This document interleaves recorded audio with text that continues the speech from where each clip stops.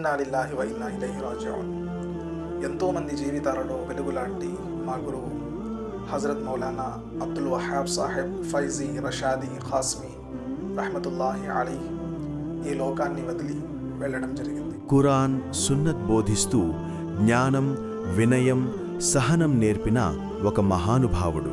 తన జీవితాన్ని ఉమ్మత్ కోసం అంకితం చేసిన ఒక నిజమైన ఆలిం.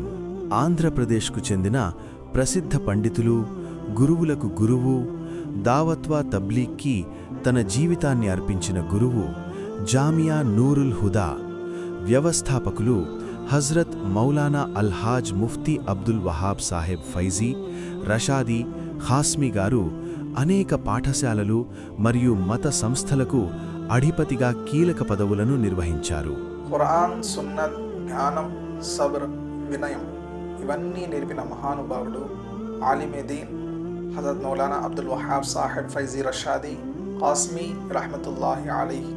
ఈయన గురించి మాటల్లో చెప్పడం కాదు, చేతల్లోనే చాలామంది అనుభూతి చెందారు. కొన్ని నెలల అనారోగ్యం తరువాత ఆయన 28/12/2025 మధ్యాహ్నం 3:30 ఈ లోకాన్ని వదిలి అల్లాహ్ దగ్గరకు చేరుకున్నారు.